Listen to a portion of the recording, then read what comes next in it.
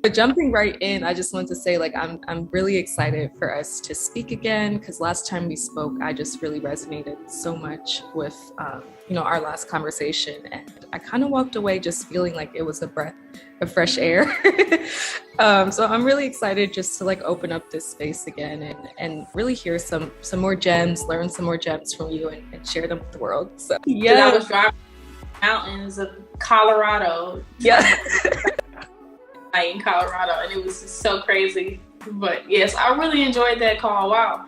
And now I just feel nostalgic thinking about it because it's my first time in Colorado. So I was like doing the interview, but then I was also driving. That had snow. I'm from Texas, so we don't get no type of snow. Well, at least where I'm from in Houston. So I was like, wow, it was like a lot to take in, but it was a really common experience. And then just like being on the call with you, being able to talk about certain things that had already been on my mind anyway. It was just kind of like it was really less of an interview, more like a therapy session. So it was so peaceful. Like, I don't know, it was just really fun. But it's good to see you again. And congratulations. First, let me start off. Congratulations on the remix. It's blowing up everywhere, literally like everywhere. So I just want to say like, I don't know. First of all, you guys ate, like, literally devoured, left no crumbs.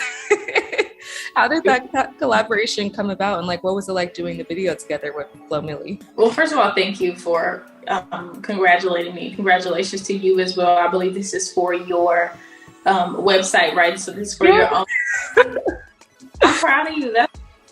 That's freaking amazing. That's really awesome. And I just love flourishing and, like, not necessarily stepping away from corporations, but feeding into, like, pouring into their own dreams, their own businesses. I really love to see, Black women watering themselves. So I'm really proud of you, and I'm excited for you. So congratulations. I just want Thank you. No, honestly, that really means a lot. Thank you so much. Of course. But working with Flo Millie, she was a dream. She's like the dream feature, literally. If I had to, like, think of all the characteristics of somebody that I would want to work with, she fits the criteria perfectly. She's sweet, she's loving, she's hardworking, she's genuine, she's very patient. Like, all of those things are very difficult to come by because those are things that I struggle with. Just, becoming an artist and stepping into my artistry. You have to be very patient and you have to know how to work with people around you. And Flo was very, very, very sweet. She was really patient. We actually shot the music video on like a month before the actual video that you saw. We shot a music video and we were shooting for like 22 hours literally. And when I got the final copy of that video back, I hated it. I was like, why? It sucks. Like, I can't. Let me not say it sucks. There's no disrespect to the director and the people who shot it, filmed it. No disrespect to them, but it just didn't fit my vision. So when I saw it, I was like, wow, we're gonna have, and I immediately told my team, like, y'all, we're gonna have to reshoot this, or we just gonna have to put the song out without a video because I can't put this out. Like, it's not, it's not consistent with my brand, basically. Yeah. And like, okay, cool, we can reshoot it. I called Flo and I was like, girl, I know you don't want to hear this, but I got the music video back. I didn't like it, and I want to reshoot it again. And she was totally down. She came to the video shoot, which was like a month later, which was also like a couple days before my birthday. She came to the video shoot. Forest gang. Right? Yeah. She came to the video shoot. She was very patient. She was full of energy. It was as if we had never even shot the first video because she came with that energy, and that was something that I really appreciated. Not once was she annoyed, irritated. I was annoyed, irritated. Right. And she, girl, whatever you need from me, I'm there, I'm down. And I really appreciated her for that. So yeah, no, that's honestly amazing because it's like to have that support, and then also for you to just take your artistry, so be passionate about it and, not settle for something that you're not happy with is also really great. And for her to support that is even better. So And it's actually crazy because I remember you posted, I think it was an IG reel or a TikTok, but it was a little while ago. It was a clip where you kind of started off. It was you starting off doing like smaller shows and smaller venues, and then it transitioned and showed you down to like packed stadiums, literally like fans chanting, chanting, your lyrics, and it was just really, it was an inspiring video for me to watch. And I know for so many others to watch, but we're really excited to see like what's next musically. What are you working on right now? Are there any songs in particular that like you're really excited about releasing, or any new sounds that you're kind of like excited about right now? Yes, so like my next 3 songs are songs that I personally really love. Sometimes when I work, because I'm one of those people, even though I am independent, I really value the opinion of the people around me, like the people on my team. I really do value their opinion. So sometimes they might really like a song that I may not be, because I wasn't really that crazy about We Not Humpers, but Oh, really? right, but they Yeah, might. I got a good response just when I posted it to social media. So I was like, okay, that's the next song I'm gonna pursue. But these next 3 songs that I'm getting ready to put out are songs that I personally really love, really confident in, really strong about. I hadn't gotten a feeling like this since whenever I recorded my first song, Be Not Your Block. So I'm really excited for these next few songs. I'm excited for the visuals. I'm just excited to really show my creativity. All these, like some of the songs I produced on. I created the video treatment, so I'm directing the music videos. So I'm just really excited for my creative juices to flow and really for the world to feel where I'm coming from personally. So I'm super excited about these next 3 singles I'm getting ready to put out. Yeah, so we are all excited. And actually, speaking of videos, I literally was about to say, like, so your 2 videos that you did, I think one was for like Suck It Up, and the other ones was Girl Outside. I feel like a lot of your videos, not just those 2, but a lot of your videos have this really cool like Y2K aesthetic where it's like glamorous, but a lot of bling, a lot of pink, like just really, it's really amazing. So, and it's always entertaining to watch. It takes me back to like the old school days of videos when like it really told a visual story in like more than one way. So just curious, like you're gonna step into more of a creative direction role with like your other videos, and did you work as a creative director in your other videos as well? Yes, so yeah, I definitely did work as a creator because I'm very hands-on. Like I'm very particular about my vision. So anything that you've seen be put out, that was my idea. That was my doing for the most part. And then, like I said, I get opinions from like people on my team, and that's pretty much as far as it goes in terms of like other people putting out my music. Gotcha. But for the other music videos, I didn't intentionally, like I didn't mean for it to be like the Y2K vibes. I think maybe in the Be Not Your Block video, I wanted to pay homage to Houston culture. And I think it definitely did translate as early 2000s, but that's when Houston really dominating. Like in the early 2000s, we had all in the 90s too.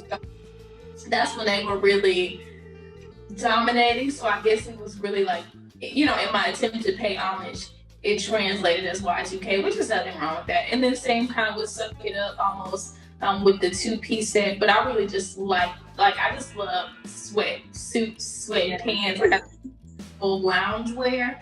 And so that was the vibe for that. And then like I said, it just translated as 2000s.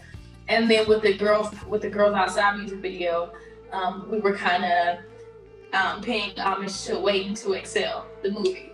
Oh. And so that old feel, that old good feel with the house phone and the stereo and all those. Yeah, it makes a lot of sense because Houston during that time period was like very heavy on the music scene. So heavily. Yeah, we just, and it still is now, but like sometimes we just associate like Y2K. That's like Houston style. It was at that time, but it's really dope to see you pay, homage to where you're from, and kind of like really just embrace your roots. And I think I actually was going to ask you, because I feel like I'm from Philly originally, and we do a lot of, there's like certain things that we do in Philly that you only can get in Philly. So it's like Rita's water ice, going there on the weekends, getting a pretzel, like getting water ice. Is there something in Houston that like it's really just like only a Houston thing? I know you guys have like the Houston rodeo, right? Or yeah, like yeah, rodeo every year. It's usually around spring break. And there you get all of the Texas delicacies. I wouldn't even say it's just Houston, but really just Texas culture is so rich. You can get, we have funnel cakes, we have fried everything, fried cake, fried Oreos, fried pickles, everything fried. So delicious. So yeah, we have that. We have our own little delicacies. We have Kool-Aid pickles out here. yes. We have like different food spots that I also want to shout out. Esther's is a really good food place out here in Houston. Auburn, Mickey's. We have a lot of black-owned soul food spots out here that the Houston natives really love. Lotus Seafood, Seven Spice Seafood, good, like those types of places.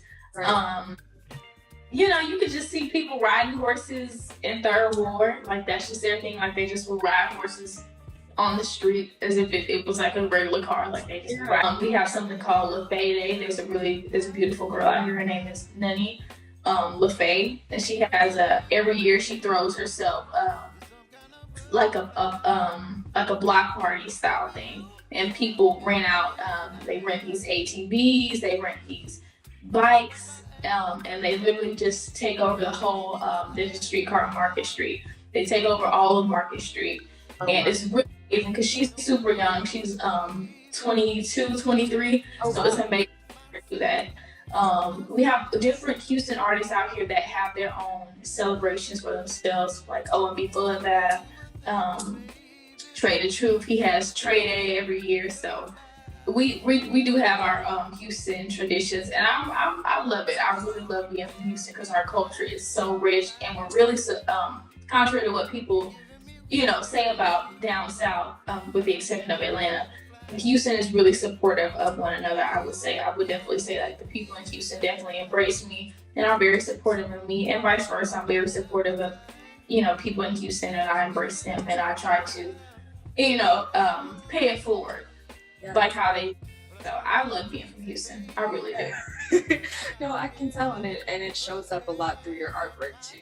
And it's just really nice to see. So, and it's kind of nice how you match your visuals and your songs to that Houston influence. Exactly, because you want to look back. Something that's really important to me, and something that I'll try to explain to my team. I want people to be able to look back at my music videos for references. And I want people to be like, oh, you remember that Monaleo video from 2021? 10 years, 10, 20 years now. Like I want to be able to create my own work. So that's really cool. And it definitely is. It's already so impactful. So actually, I forgot to wish you congrats on the documentary that just came out with Tidal, which was just, I watched it on YouTube actually, at the clip of it on YouTube, and then I watched it more extensively on Tidal. But it was just really powerful and really wonderful. What was it kind of like filming and working with Tidal with that?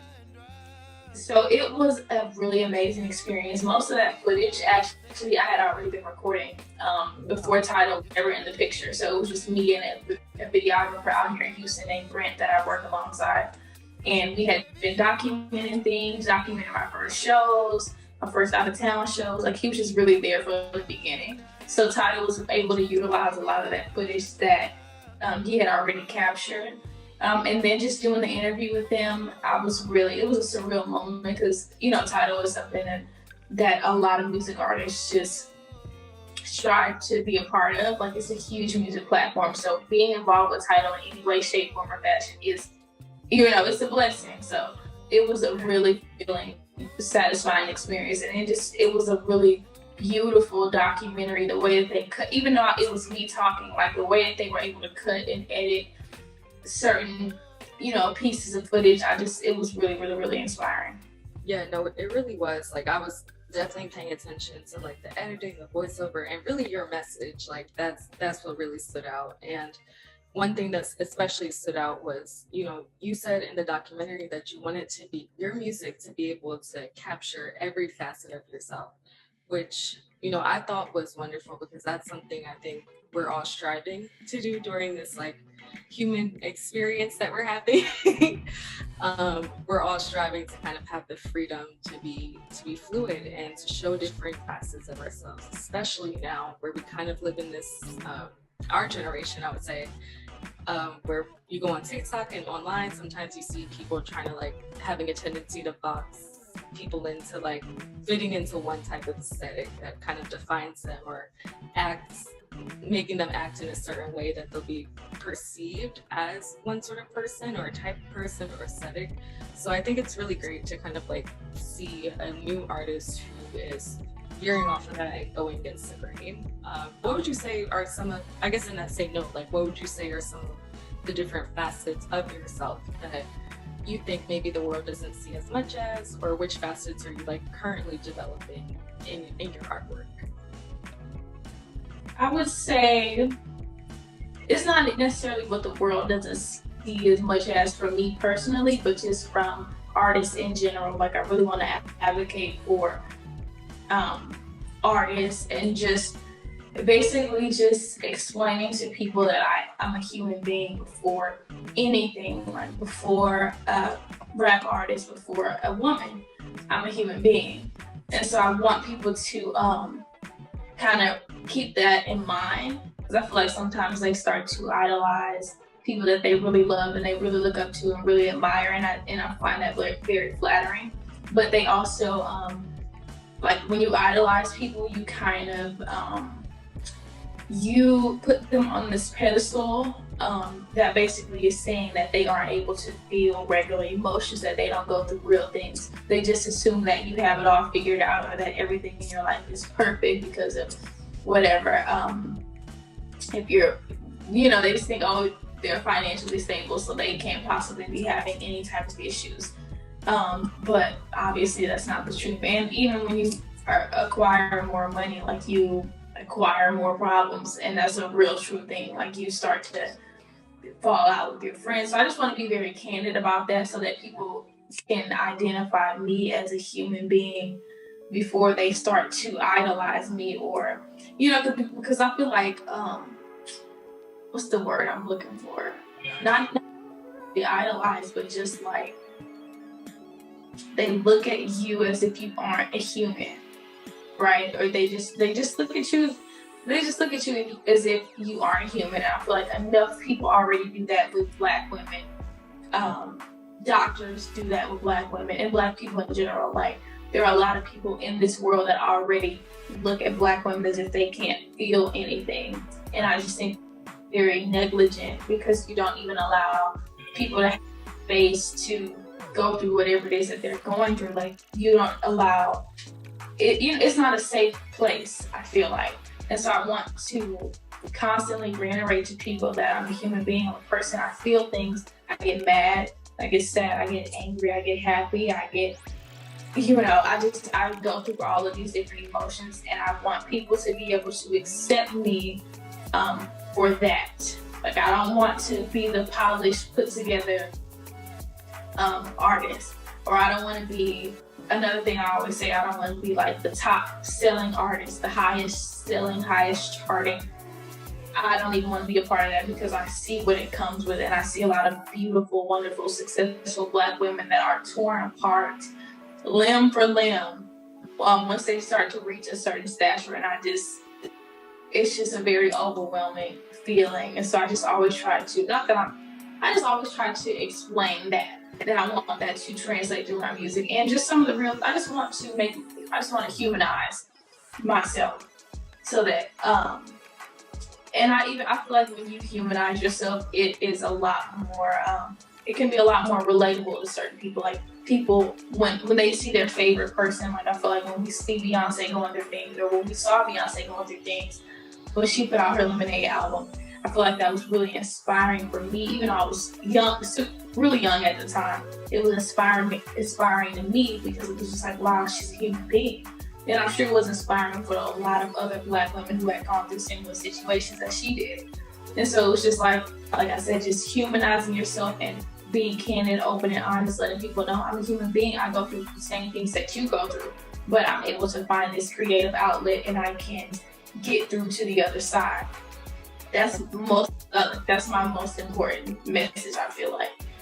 Right, and that's what I feel like is the most important message, because it does get lost a lot of times with when people have this like celebrity and like stan culture where they just no longer see like the artists as humans. But it especially happens to, like you said, Black women particularly. So that's something for me that I always try to emphasize, because it even doesn't just happen like with Black celebrities, but also just like Black women, like you said, on a daily, in hospital rooms, in every space that we show up. So exactly, it's we really need protection. We need to be protected, and that's just the bottom line. And there's nothing wrong with declaring that. There's nothing wrong with saying that.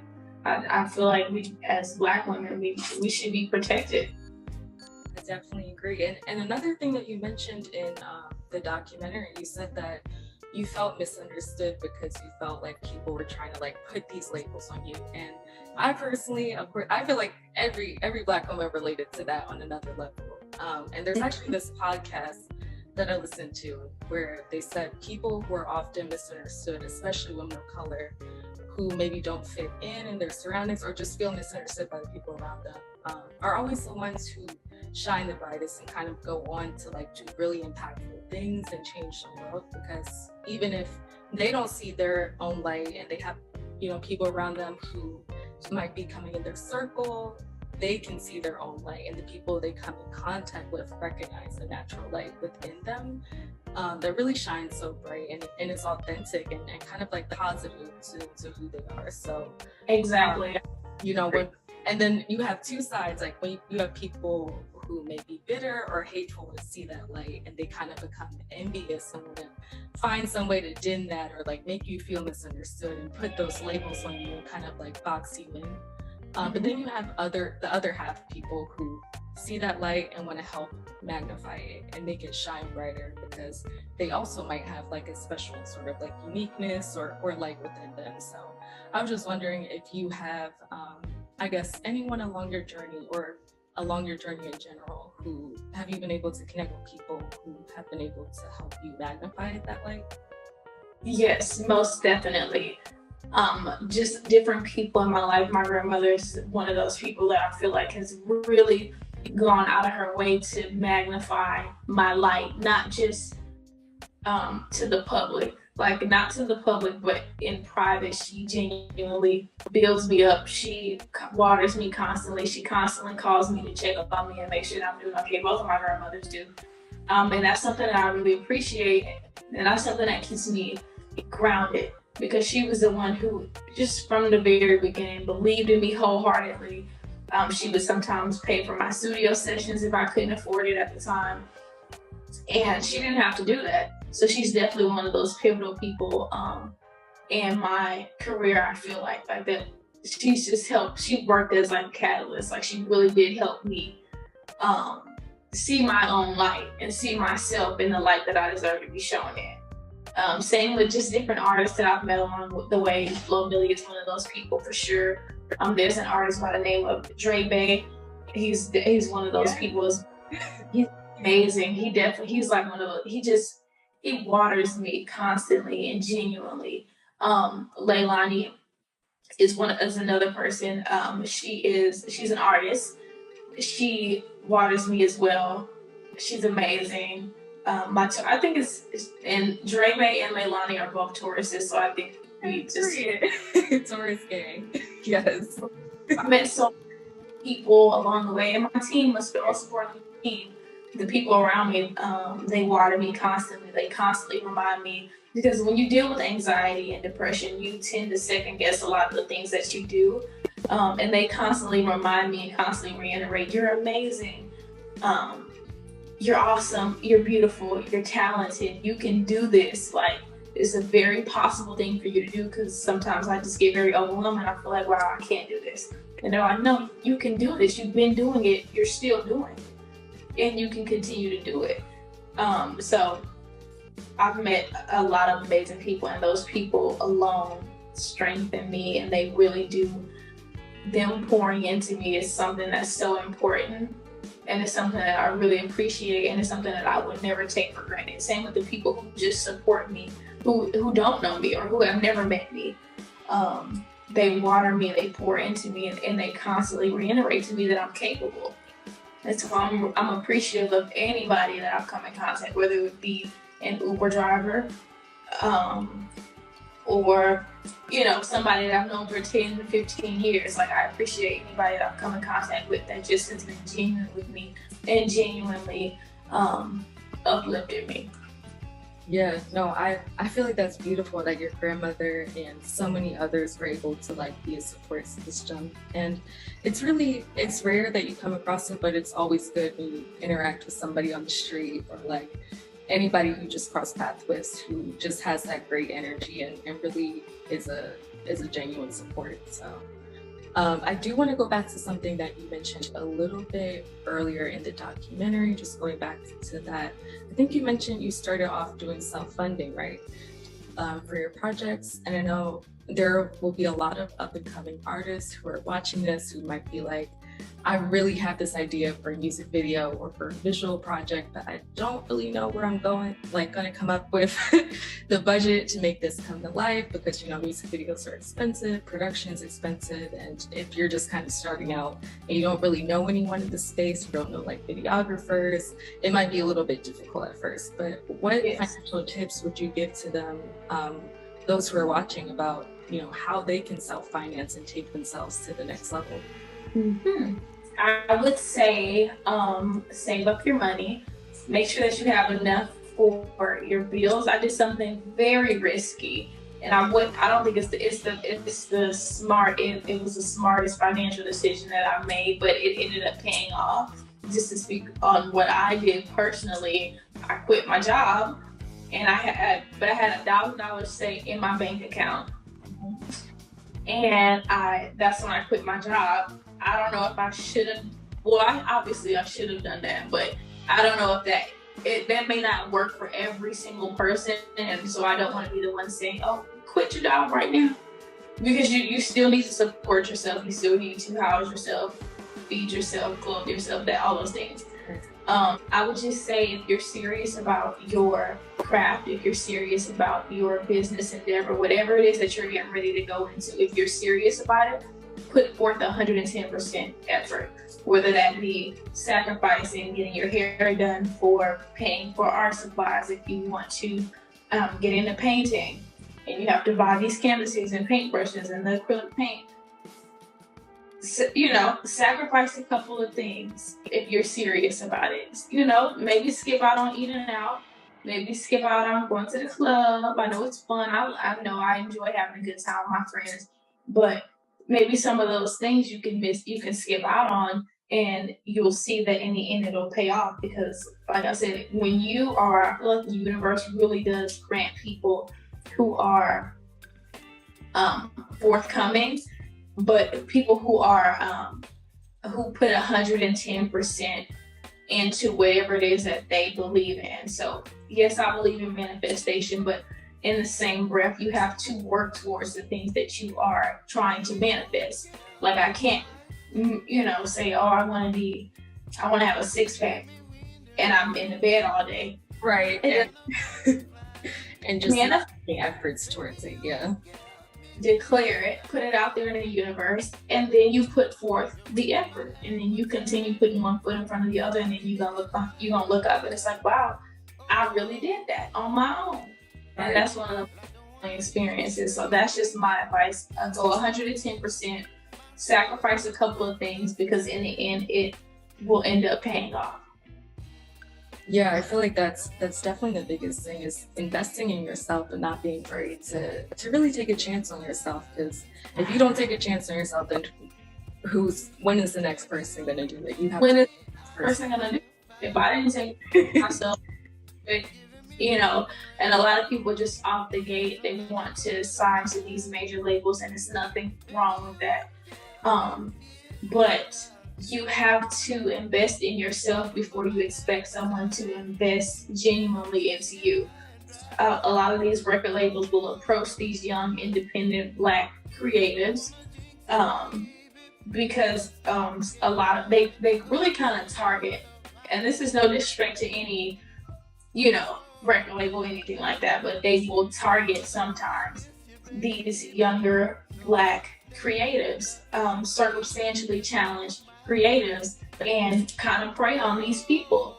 And because you know everybody loves Black art, everybody loves the contributions that Black people have made to art and music and literally everything else in this world.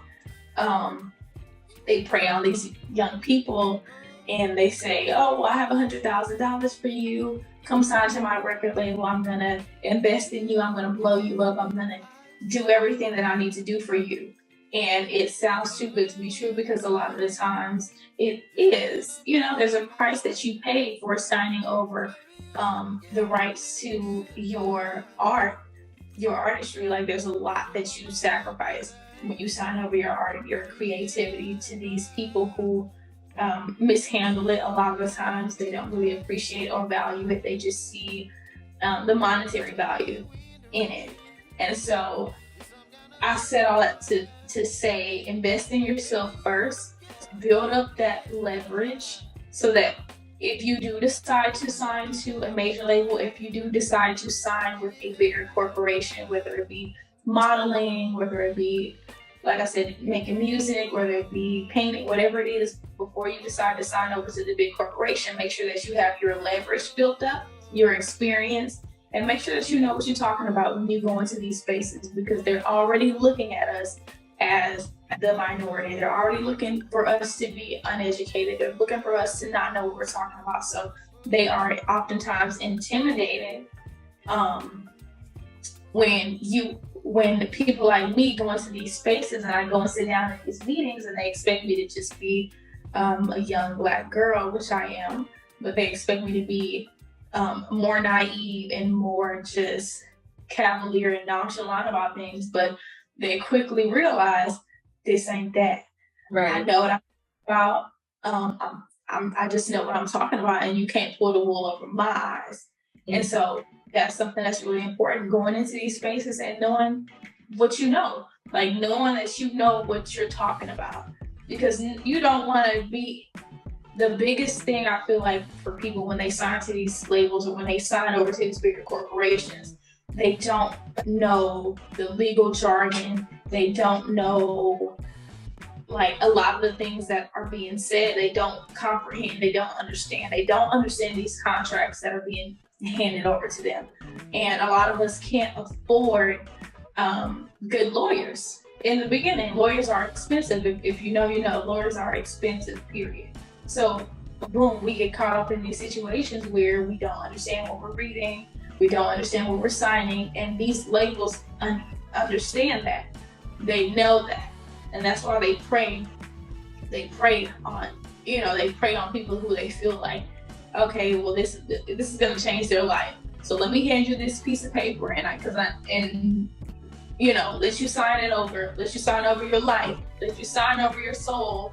And then I'm gonna take off and do whatever I want to do with your art and with your creativity and mishandle it. So, said all that to say, know what you're talking about, go in these spaces and do your research. Yeah. Do your research. We have Google, we have TikTok, we have Instagram, we have Twitter. We have so many different social media sites where people are pouring this information out for free. It's free, it's accessible. Do your research on whatever career path you're getting ready to go into, read up on it, know what you're signing up for, and know if that's what you really want to do. And if you decide that's what you really want to do, then go for it 110%. Right, and I feel like you just touched on something that it's been on my mind heavily, especially since like the Young Thug and Gunna situation where they're like using their lyrics against them in court. And it's so crazy because Black art, I just feel like no other genre would have to go through that. You don't see rock lyrics being used in court. You don't see rock lyrics, you know, you don't see country lyrics at all. Literally. And it's crazy. It's just crazy because I feel like Black art, like you said, is always demonized. But then you also have to look, thankfully, like Young Thug and Gunna's label, like Kevin Lyles, I think he took the stand and defended them. But a lot of artists aren't so lucky. Sometimes, like you said, they get into these predatory deals with labels where they're taking advantage of them financially and all these other aspects. And then when they get into trouble or when something happens, the label's just kind of gone with the money. The label is gone, girl. Yeah. It's really a mess. So. It's 50 people who look and sound similar to you. Right. So you aren't, unless you're the top selling, top charting artist at that label, you aren't a priority, and that's just what it is. And people don't want to hear that, but that's just the truth.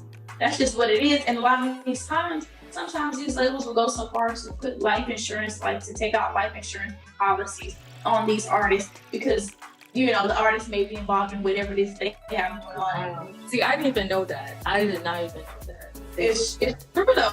And that's something that, oh God forbid. That is so predatory. Like, that is literally the definition of predatory. Like, art, but they don't value Black people.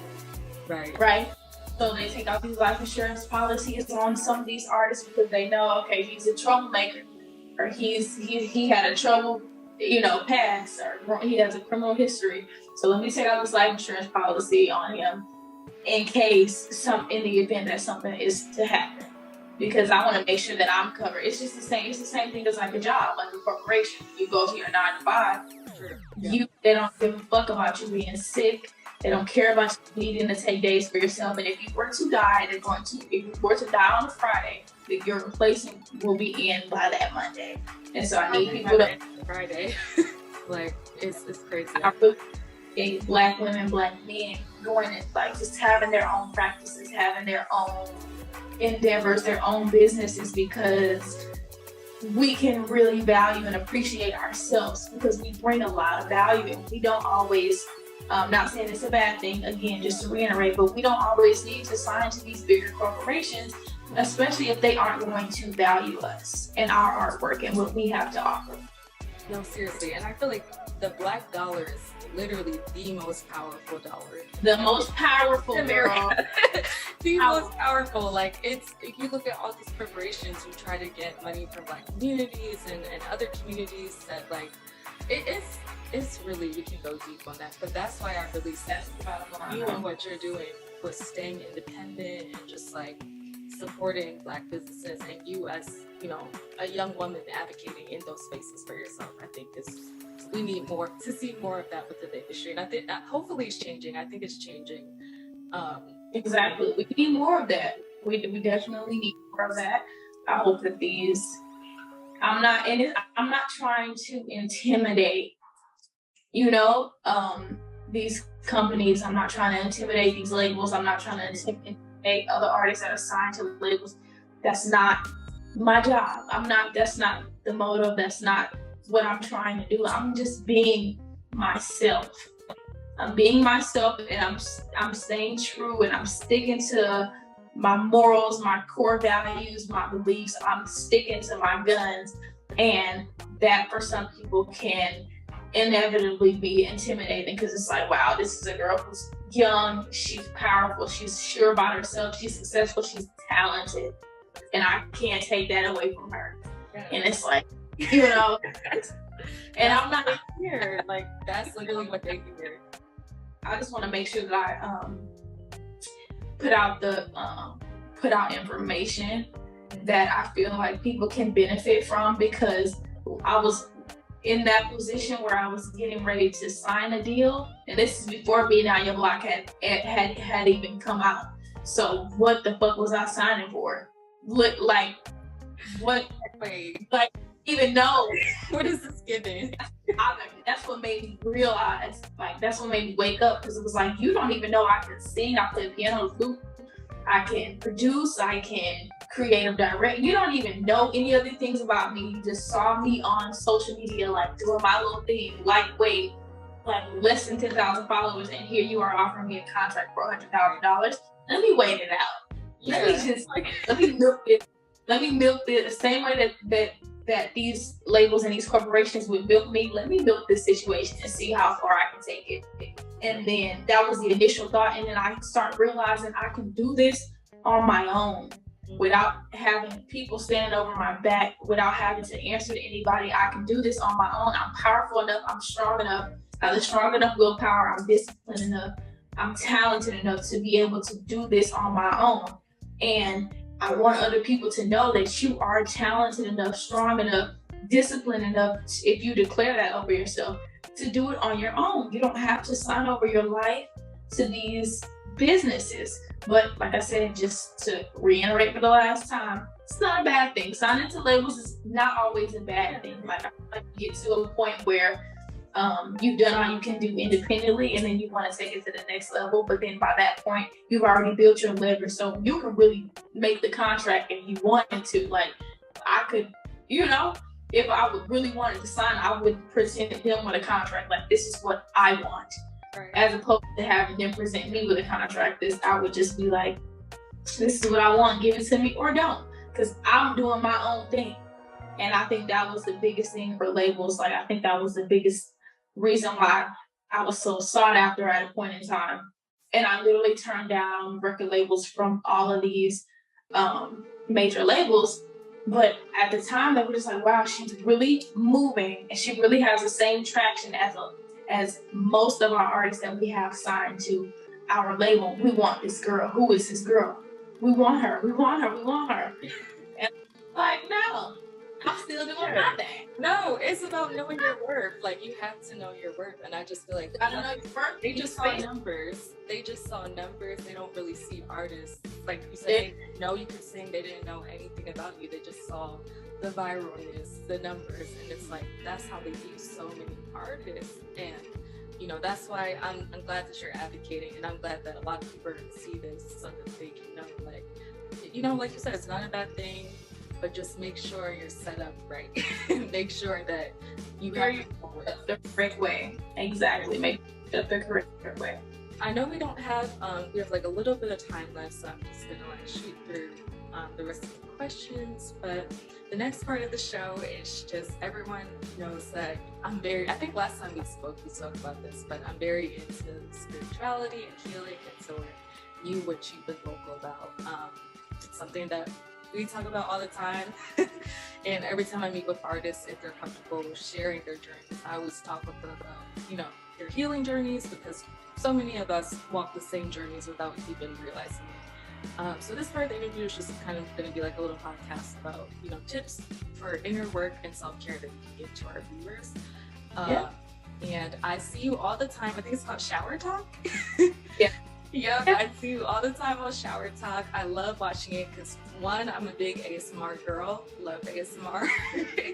And two, I think it's helpful for so many of us watching who also have like self-care routines to share new products. So, those sort of shower routines are the physical aspect of self-care, but I'm curious, like mentally and kind of emotionally, what are some things that you do to pull yourself out of those sort of like dark spaces that we all can get into? So one thing that's really important to me, like since I've become an adult, since I've become a young woman, a young human being, an adult human being, since I've just gotten older, period. Right. I've been wanting to heal my inner child. So like anything, because I feel like growing up, I had a very difficult time getting acclimated, and I'm not sure what it was, but I'm grateful for it, because I'm glad that I was never able to integrate, and I was never able to just really fit in, and I couldn't for the fucking life of me understand, why am I not, like, what is different? What is so different about me that is unable to fit in with these groups, like unable to fit into these peer groups at school, or unable to mesh with my family? Like, what is it about me? And I feel like I ran into a lot of different problems, and I feel like that caused me to be very misunderstood, because people just didn't really understand me. I didn't even understand me, so I had a very difficult time explaining to people who I was. And I kind of let everybody put these labels on me. So part of growing up and just healing myself, I wanted to unpack all of those labels that were put on me as a child. And I wanted to remind my younger self that that's not you. Like, cause I never quite, the labels never really resonated with me. Like people would say that I was stuck up sometimes. I never felt like that. People call me dingy. And by people, I mean like people in my family. And it's, they were not saying that they were, right to do that. But I understand maybe kind of not really. But it was just like, they would call me. It's like, how am I dingy? I don't even see how they could get that. Like, my class, I graduated at the top of my class when I was in high school. I was class vice president. I got accepted into all these different schools, and I just couldn't understand. Dingy where? Yeah. Dingy where? But then you realize it's people projecting onto you. It's like all of that is projection. It's a very long time to realize that people were projecting, because I really internalized a lot of these insults that people would say to me. And as I got older, I had to unpack those things, and I had to dissolve certain labels that I would always say about myself, just because I heard people say it about me. It wasn't necessarily true, but I would repeat it because it's just like, okay, this is what they said, so it has to be, it's their observation of me, so maybe it is true. And it's like, no, it was never true. It was never true. So satisfying my inner child, a lot of the stuff around me, I used to love pink growing up, so obviously everything in my space is pink because I have control over that. And that's one of the things that I really appreciate about that music has been able to grant me control over my life, because I feel like I've grown up and just not had a lot of control over the shit that was going on around me. Things that were done to me, I didn't have control over. So now that I do have, I'm getting control of my life. Everything in my space is pink.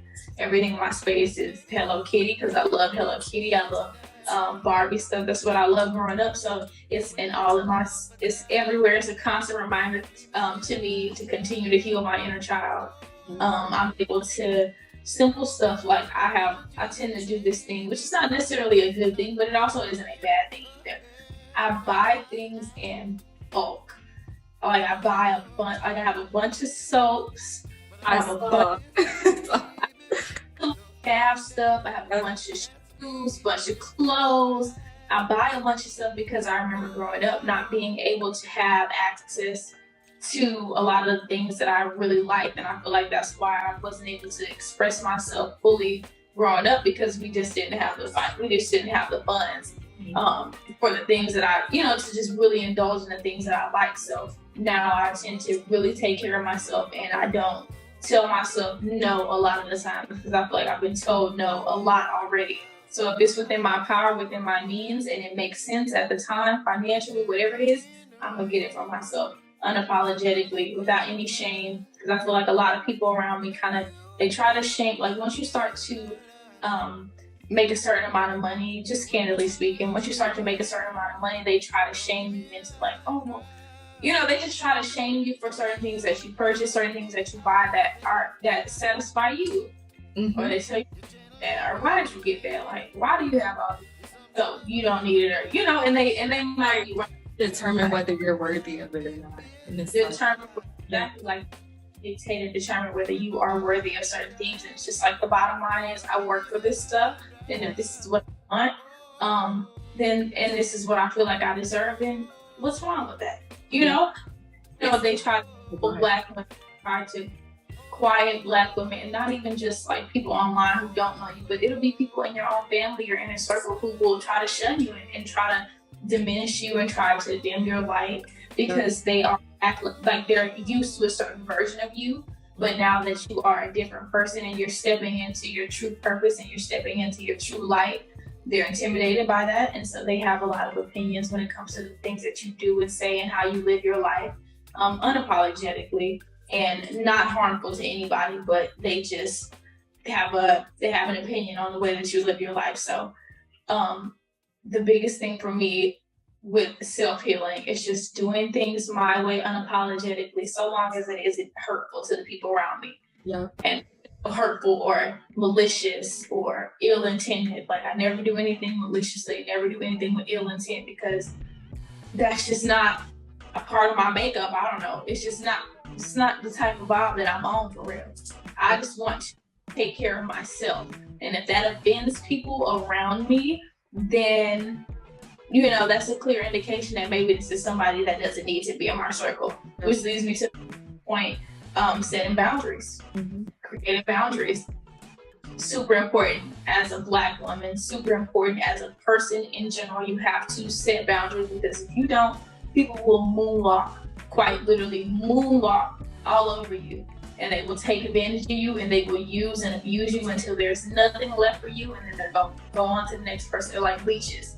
So I have to set boundaries for myself, set boundaries with my family, set boundaries with my friends, set boundaries with my boyfriend, my team, my assistants. Like I just create boundaries throughout my entire life, and that's another thing that I'm able to control. So just having as much control over my life is something that has really helped me, and I feel like has kind of progressed my healing journey by eons. Like I feel like I'm really getting further in my healing journey every day that I create a boundary and that I set a boundary, because I just have a tendency to say yes all the time. I had a people-pleasing tendency growing up, because like I said, I wanted to fit in really bad, so I would do a lot of shit that was disrespectful to myself, disrespectful to my boundaries. I would do a lot of things that I was not comfortable with for the sake of making everybody else happy and just pleasing the people around me. So now in 2022, I'm saying no more. I know it sounds cliche, but it's something that really helps me. And like I said, just creating the boundaries. No, seriously, like I really need to hear that too, because I also struggled with that growing up. And I know so many people watching this, especially if they were young and maybe shy, introverted, or even just had anxiety and depression growing up. As Black women, you get labeled stuck up, because people are like, oh, why isn't she talking? Why isn't she speaking? You get labeled all these things from your family and so many different things. So those boundaries are important. And exactly. those are really important. Did you ever listen to any like daily mantras or like affirmations? If you're comfortable sharing, like what are some daily affirmations that you think are helpful for maybe people who are going through the same thing to tell themselves and such? I have these affirmation cards, and I pull one a day, and I sit it up on this little thing. It's like a picture frame thing, but it has like this ring, right? I like the glitter. It's giving like, I like the sparkles. One thing I pulled today said, "Today I am powerful. Today my potential to succeed and conquer challenges is limitless." So I pull one of those affirmation cards every single day. I still watch, there's this man, his name is Tom Billihu on YouTube, and he has all these different people. He has this segment called The Impact Theory. And he invites all these different people, and they should share their experiences growing up and how they were able to get to a certain stature in life. And that is super motivational for me. He invites like different scientists, like just a range of people. Like Megan Good was on there. He has like neuroscientists on there who are able to break down the science behind depression, anxiety, the chemical imbalance, and how you can actively work against that. And so that podcast really helps me. There's this Black woman on YouTube. Her name is Love My Natural, if I'm not mistaken. She's always on there. She's fire. She's always on there.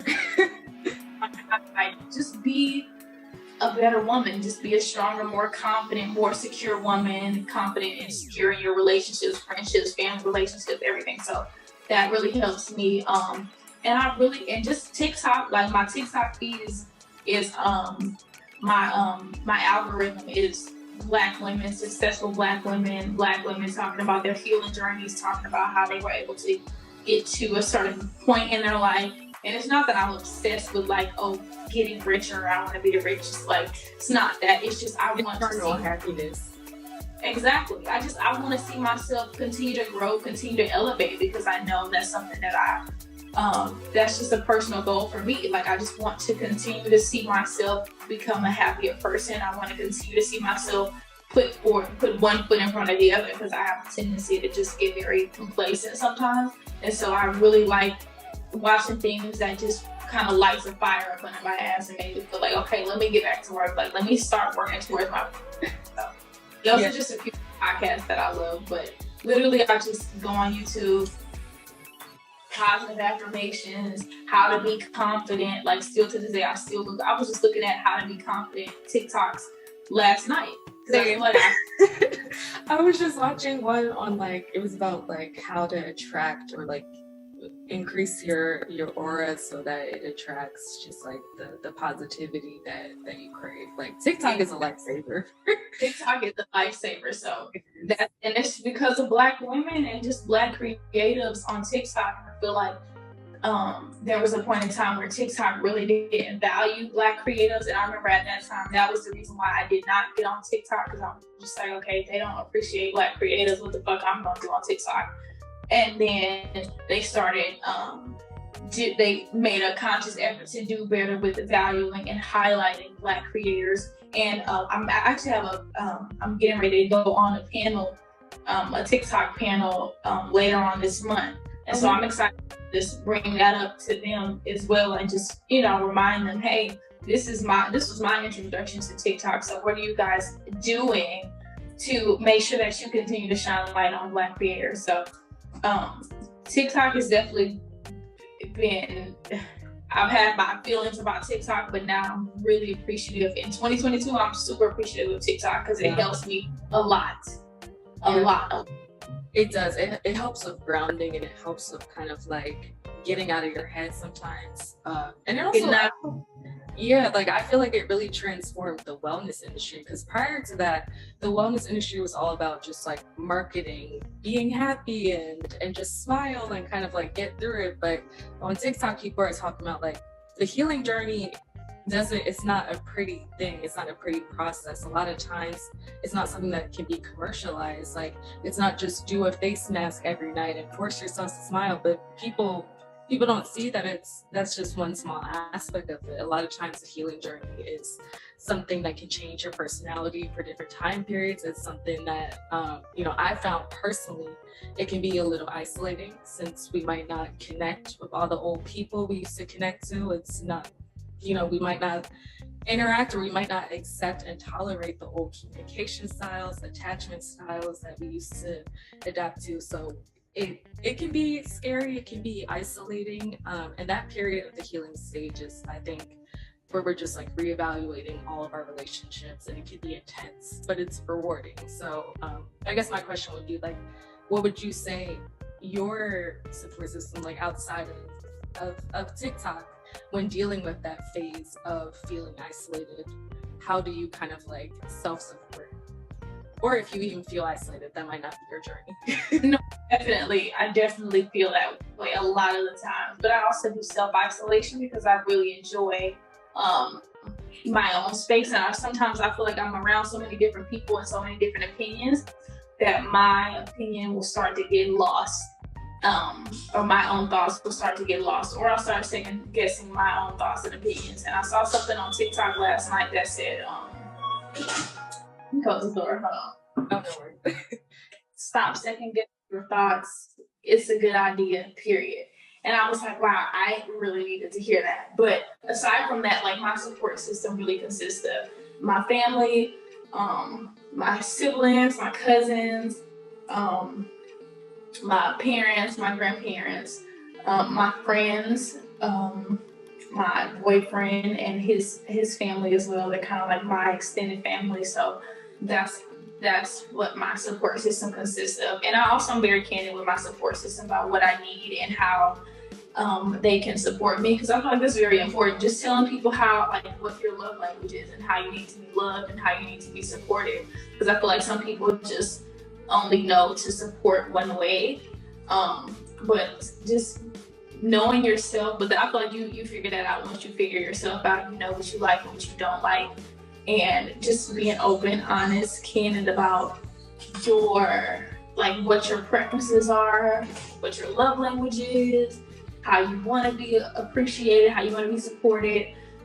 what to do in a crisis situation, what to do when you're dealing with anxiety, with a depressive episode, what to do when you're dealing with anxiety, like that whole thing. Like just letting people around you know how they can help you, I feel like is extremely beneficial. Right. No, it definitely is, and I feel like I'm the same way. I really prefer being alone sometimes, but I know that a lot of people have voiced like, oh, sometimes it can get very like it can get a little bit isolating. So, like you said, getting in touch with yourself, and really feeling comfortable in that quietness and that stillness. And I know, so just like two more questions actually. So I noticed on TikTok, you do a lot of color themed days. Like you recently did like a green themed day, which is really cool. You said how like the mint opened your senses and it brought you like clarity, which I know is true because I take a lot of like essential, I use a lot of essential oils. I also take some like vitamins a lot of times. So I'll take like vitamin D and magnesium, which like a lot of Black people in general like tend to lack in vitamin D, so take those supplements. Everyone watching this, take your supplements. But how would you say like incorporating different herbs and elements in your day-to-day routine has kind of like been helpful for you and your experience with like tapping into your different senses? It's been really, really, really helpful when like just doing my research and figuring out. Well, first I would just look up like what it is that I'm struggling with. Like I'm struggling with anxiety and depression. What supplements, what vitamins can I take that help with that? And vitamin D obviously helps, and same with vitamin C. Just citrus scented, citrus flavored, anything involving oranges, lemons, like just citrus fruits. Was really, I read that it was really helpful. So I'm still actively taking these vitamins, actively like going outside. Every morning I walk to the park with my boyfriend and we take some bread, and there's some ducks that be around there doing their thing. So every morning we wake up and we get out of the bed before 12 p.m. Just to say that we're up in the morning. Sometimes I get up at 11:59, but as long as I'm up before the afternoon, as long as you're up before noon. Exactly. So I get up at 11:59 some days, and we go and walk to the park and we feed the ducks and we get a lot of sunlight, we sweat, kind of get a little exercise in. I go home, I drink lemon tea, just different things, and then I take all of these different vitamins and supplements. It's like a whole different, it's like this array of various different vitamins that I take. So I feel like I've definitely been seeing a change in just my mood and my energy level. I feel like I'm a lot more energetic, and then just consistently drinking more water, because I feel like I haven't really been drinking as much water as I should be drinking. And so now I'm drinking more water, making sure I stay hydrated. And I really do feel like that has helped a lot with my energy level. And my energy level is kind of helped with my clarity, because now I can just think more clearly, right? When I'm eating healthier, my body is cleaner. I feel like my mind is cleaner. When my mind is cleaner, everything else is clean. Because I feel like I really struggle with cleaning up my thoughts. I really struggle with, that's just kind of what anxiety is, struggling with these thoughts in your mind. Same with depression, struggling with these thoughts in your mind that nobody else can see or hear. It's just your own inner thoughts. Sometimes you're, saying bad things about yourself, or sometimes you're internalizing different things that were said about you, or you're worrying about all of these outside factors that you don't have any control over. So cleaning up my mind was the biggest, and still is, it's gonna be the biggest challenge for me. But like I said, one step at a time, one day at a time. But it's been helpful. So definitely I'm with you on taking the vitamins. I'm with you on that. First I didn't believe in that. I was like, girl, bullshit. You're like, this is not work. It's crazy because I was kind of the same way at first until like, it's like trial and error. Like some stuff really does not work. But yes, stuff is like the placebo effect. Yeah, placebo. Exactly. Yeah. What efficiency is, and once you figure that out and you start taking you start taking things that you need, then it's like, okay, it's like a totally different range. It is, yeah, because that's literally it. Like once I found out I had a vitamin D deficiency, and then all these other things were like things that cause anxiety, cause depression. That's when I was like, okay, let me try to target this, and then let me also experiment with some like acupuncture or Reiki and like stuff like that, and see what works. But Right. and also prescription, like that. Don't want to forget that prescription is probably most important too, because that really targets it and gets to it too. Exactly. I definitely take my prescription medication every morning, and it definitely helped me. But it also has helped me because I opened my mind up to it. I feel like when I was taking it when I was younger, I always told myself, this shit don't work. This shit ain't never worked. It was working. And it might have been working, but I didn't believe that it was working because I was so fixated on the fact that it wasn't gonna work. I thought I was just a lost cause, and I thought I was like too far off. So I was like, no, this shit don't work. But now as an adult with a more open mind and a more open spirit, I feel like these things are really helping me, and I'm allowing them to help me because I deserve that. For sure. No, for sure. For so long I was against prescription because I feel like that was just what my family was so against. Like Black people are always like, oh, well, not all the time, but some families will. A lot of Black people. Yeah. Yeah. I was like, you know, totally against that. So, you know, I feel like I'm glad the new generation, especially Gen Z, is really like big into that and just taking care of themselves. And another movement that I kind of really love is like this whole Black girl luxury and like soft life. Yep, a lot of people are embracing. It's just so good to see like Black girls living their best life and not kind of like overextending themselves for others' comfortability. So I'm just and I know you post a lot of stuff like that too. So like, and you live and kind of walk in that truth as well. So what is a soft lifestyle mean to you, and why do you think it's important for other young Black girls to really embrace that? A soft life for me, I would say, it's not necessarily like, or a soft luxurious lifestyle. It's not necessarily like, you know, like shit that you can buy. Right. It's just about comfortable, and it's about walking in your purpose, walking in your light, walking in your truth, most importantly, and putting yourself first. That's what a soft, luxurious life is to me. So whatever it is, like, and just waking up every day and making sure that if nobody has a good day, you have a good day. And so every day I make sure that I wake up and I make sure that I have a good day. Even though I have a lot of people that are dependent upon me, I still have to make sure that I have a good day at the end of the, like when all is said and done, I need to make sure that I'm still having a good day. Right. And that's just what soft luxury, like whatever that consists of, whether it be going to get your feet done, nails done, hair done, makeup done, taking yourself on a shopping spree, indulging in your favorite foods, reading your favorite book, scrolling on TikTok, looking at your favorite thing. Whatever it is that makes you happy, whatever it is that satisfies you, I feel like that's conducive to a soft, luxurious life. For sure. It's subjective. Yeah, it's subjective. Yeah, it definitely is wholly subjective. Like what might be one person's idea is completely different. So, you know, I'm just glad everyone's kind of like on their own path and following that. And we are out of time, but I do just want to thank you so much for, you know, all the wonderful gems and advice that you dropped. And I know that this is, I know our audience is going to be so excited to hear all this. Yes. I'm hoping that this is helpful for them as it was for me. Again, this is just, we're just gonna have to start doing this more often. You know, we should. Like, interview, I've done a lot of interviews, and it never feels like an interview. It feels like we're talking.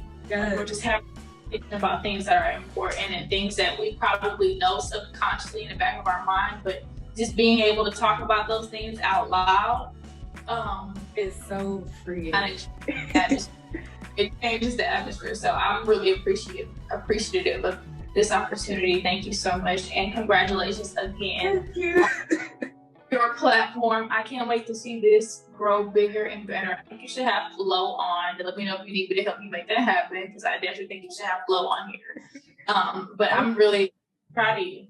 Thank you. No, that, like, I don't want to cry, but just like it really does mean a lot. And it's always good to connect and talk about this because, like I said, it's kind of like two lights recognizing people recognize each other. Okay, yay!